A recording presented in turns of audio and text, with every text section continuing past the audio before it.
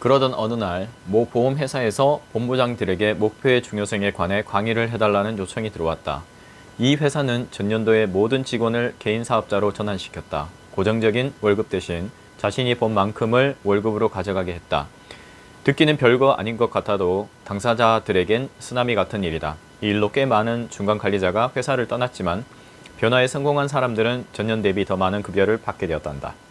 아직은 변화의 과정 중에 있는데 그래서 더더욱 목표에 대한 새로운 인식이 필요하게 되었다는 것이다. 목표란 무엇일까?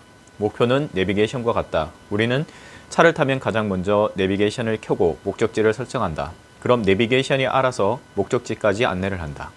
목표가 없다는 건 시동을 켜고 움직이긴 하지만 어디로 갈지 모르는 것과 같다. 당연히 성과를 내기 힘들다. 마찬가지로 인생에 목표가 없다는 건 되는 대로 사는 것과 같다. 영어 단어 중 disaster, 재앙이란 말이 있다. 이 단어의 어원을 보면 사라지다 라는 뜻의 this와 별이란 뜻의 ester로 구성되어 있다. 즉 별이 사라지는 것이 재앙이라는 말이다. 나침반이 없던 옛날에는 항해할 때 북극성을 보고 방향을 잡았다. 그런데 구름이 끼거나 비가 오면 별이 보이지 않는다. 그야말로 재앙이다. 목표가 없다는 건 그 자체로 이미 비극의 씨앗을 갖고 있는 것이다. 목표는 왜 중요할까? 목표는 최고의 동기부여 수단이다. 목표가 없으면 사람은 게을러진다. 잠자리에서 일어날 이유가 없다. 목표가 있으면 벌떡 일어나 책상 앞에 앉게 된다. 목표가 없으면 쉽게 흔들리고 방황한다. 목표가 생기면 흔들리지 않고 목표를 위해 일을 한다. 목표는 사람을 성장하게 한다. 목표는 안티바이러스 백신과 같다. 우리 주위엔 부정적인 정보가 넘쳐나지만 목표가 명확하면 그런 것에 흔들리지 않는다. 목표가 우리를 지켜주는 것이다. 또 목표는 잠재력을 발휘하게 한다. 대부분의 사람은 목표 없이 하루하루를 산다. 그런 생활이 반복되면 내가 어떤 사람인지, 어떤 것을 좋아하고 싫어하는지, 어떤 잠재력을 가졌는지 알지 못한다.